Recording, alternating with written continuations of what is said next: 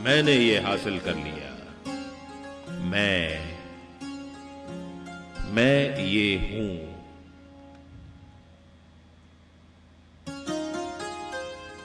दाभोलकर जी के दो परम मित्र थे जो कि बाबा के बड़े अनन्य भक्त थे, नाना साहब चांदोरकर और काका साहब दीक्षित। वो अक्सर दाभोलकर जी से कहते थे कि तुम शिरडी चलो हमारे साथ। ये नहीं जाते थे, कहते यार ये गुरु वगैरह मेरी समझ में नहीं आते। I am a self made man, मैं तो खुद बना हुआ इंसान।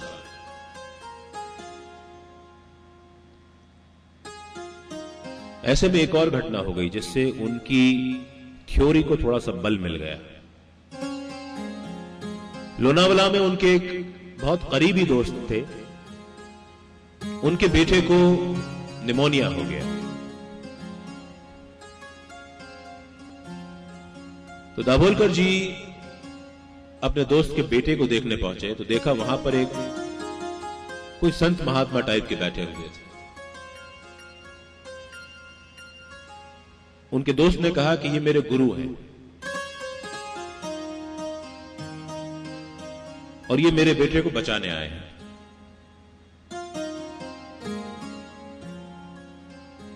लेकिन होनी को कौन टाल सकता है? As luck would have it, Dabholkar ji के मित्र का बेटा चल बसा। दाभोलकर जी का विश्वास और प्रबल हो गया कि ये गुरु वगैरह किसी काम नहीं आनी है। गुरु की जरूरत जीवन में नहीं है।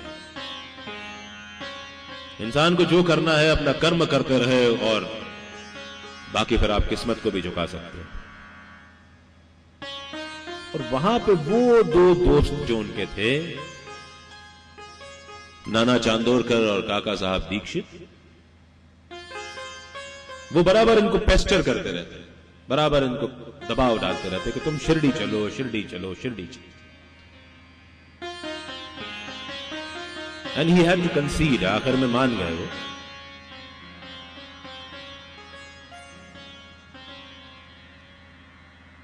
अब कहानी देखिए, वो बैठे उस ट्रेन में मनमाड़ जाने के लिए जो ट्रेन मनमाड़ जाती नहीं थी। बांद्रा से बैठे, दादर पर एक मुसलमान फकीर उस डिब्बे में चढ़ा। बातों बातों में उसने दाभोलकर जी से पूछा, आप कहां जा रहे हैं? दाभोलकर जी ने कहा, मैं शिरडी जा रहा हूं, मनमाड़ उतर जाऊंगा इस ट्रेन में जाकर। उस फकीर ने कहा, आप गलत गाड़ी में चढ़ गए, ये गाड़ी तो मनमाड़ जाती नहीं है। अब दाभोलकर जी उस ट्रेन में बैठते जो कि मनमाड़ जानी ही नहीं थी, तो उनका विश्वास और प्रबल हो जाता कि गुरु तो जो है वो गलत रास्ते पर ही ले जाते हैं। लेकिन ये मुसलमान फकीर जो आया, इसने सही जानकारी दे दी। दाभोलकर जी उतरे, सामने प्लेटफॉर्म पर दूसरी ट्रेन खड़ी थी जो मनमाड़ जा रही थी, उसमें चढ़कर बैठ गए। अब बाबा ने गेम करना शुरू कर दिया था। दाभोलकर जी मनमाड़ उतरे, तांगे में बैठकर 6 घंटे बाद शिरडी पहुंचे।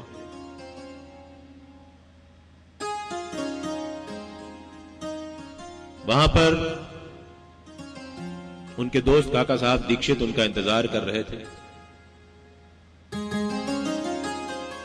उन्होंने जाते से ही पूछा, बाबा कहां है? काका साहब दीक्षित ने कहा कि अभी भी बाबा लेंडी बाग की तरफ जाने के लिए निकले हैं, तुम अभी सिर्फ उनके धूल दर्शन कर लो। धूल दर्शन होता है यानी जब कोई संत महात्मा चल करके जा रहे होते हैं, उनके चरणों से जो धूल उड़ती है वो भी इतनी पवित्र होती है कि आप उसके दर्शन करके खुद पवित्र हो जाते हैं। तो तुम जल्दी से धूल दर्शन कर लो।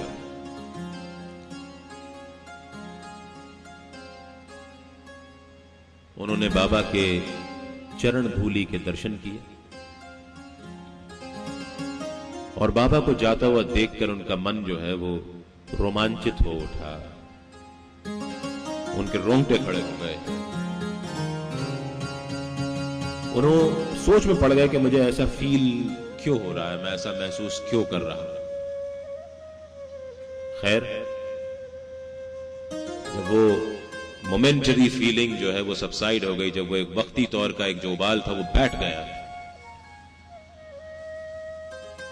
तो फिर वही हो गया शुरू, मी मंजे दाभोलकर, मेरे जैसा तो कोई नहीं। दोपहर की आरती का समय हो चला था।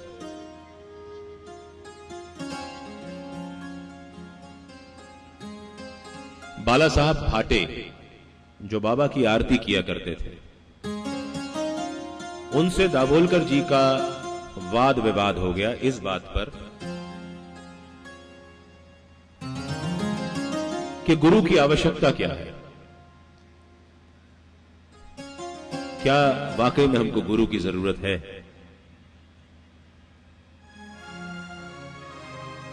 खूब गर्मा गर्म वाद विवाद हुआ और इन महाशय का ईगो, अहंकार इतना स्ट्रांग था कि अंत में बाला साहब भाटे को कहना पड़ा, दाभोलकर जी, आपका अहंकार किसी दिन आपको बहुत तकलीफ देगा।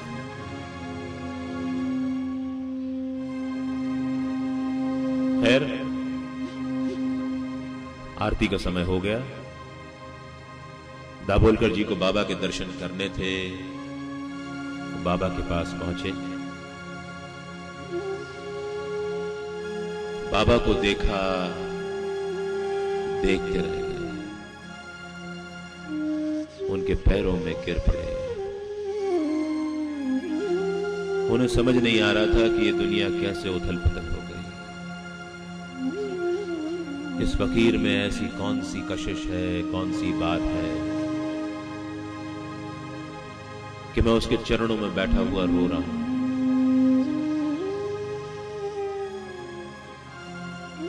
उस फकीर ने बाला साहब भाटे से पूछा, बाबा ने,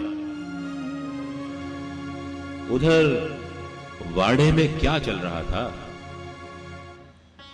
और इन महाशय हेमाड पंत ने क्या कहा।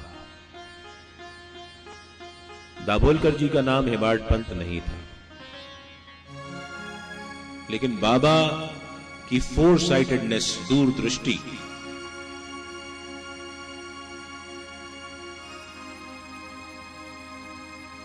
बाला साहब भाटे ने उनको बात बताई।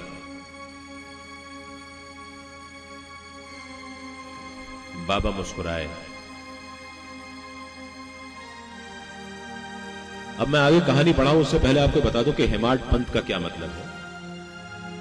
हेमाद्री पंत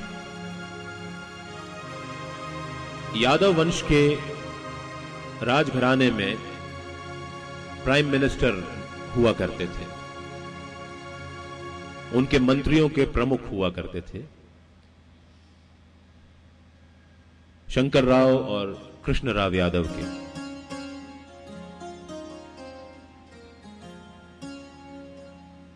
हेमाद्री पंत जो थे, उन्होंने राज प्रशस्ति और चतुर्वर्ग चिंतामणि नाम की 2 किताबें लिखी थी। ओरिजिनल हेमाद्री पंत जी ने। उन्होंने single entry system of book keeping इजाद की थी और मराठी की मोढ़ी लिपि, मराठी की मोढ़ी स्क्रिप्ट, यह भी हेमाद्री पंत की ही इजाद थी। बहुत चतुर, बहुत अच्छे वक्ता, बहुत अच्छे लेखक, बहुत अच्छे मैनेजर।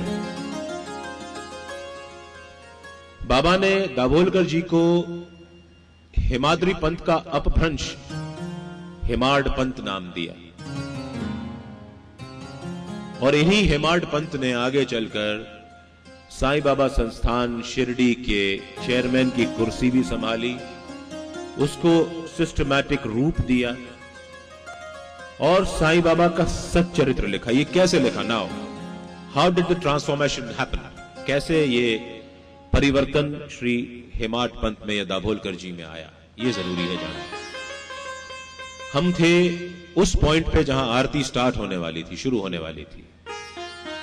बाबा मुस्कुरा दिए थे इस बात को कहकर के कि इस हेमाड पंथ ने क्या कहा।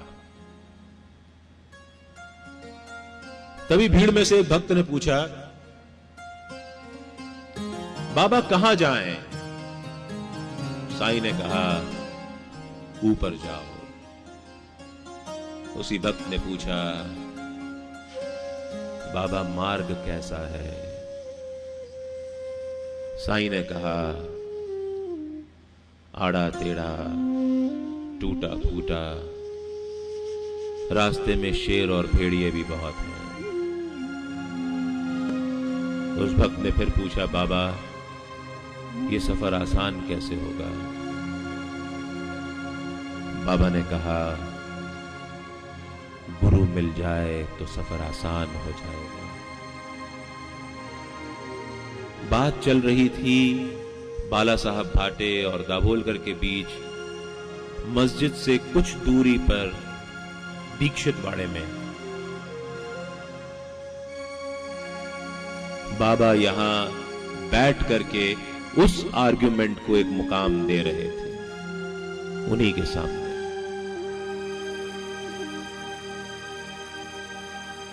दाभोलकर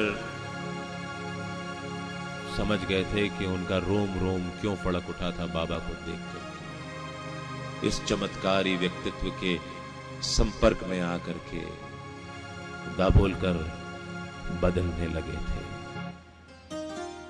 आई मी माई सेल्फ, इससे ऊपर उठ रहे थे। ये थी 1910 की बात। 1911, एक साल बाद श्री दाभोलकर का दोबारा शिरडी आना हुआ। हम उस तरफ जा रहे हैं कि ये सच्चरित्र लिखा कैसे गया।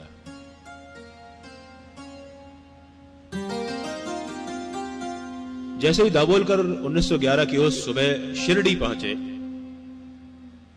तो शिरडी में सभी लोग बड़े कौतूहल के साथ इस बारे में बात कर रहे थे कि आज बाबा मस्जिद में बैठ के चक्की चला रहे हैं। बाबा का घर परिवार था नहीं, बाल बच्चे कोई थे नहीं, भिक्षा मांग करके वो अपना गुजारा करते।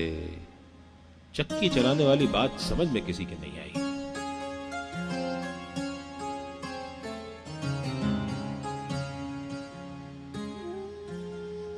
दाभोलकर भी पहुंचे वहां पर।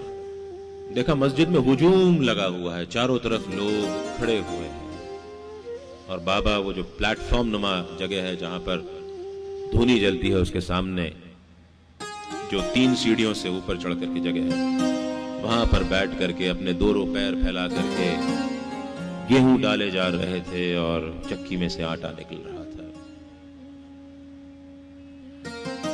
अचानक भीड़ में से 4 महिलाएं आगे बढ़ी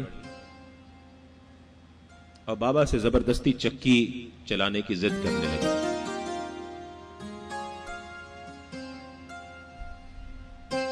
बाबा नहीं माने, उल्टा उन्होंने उनको डांट दिया।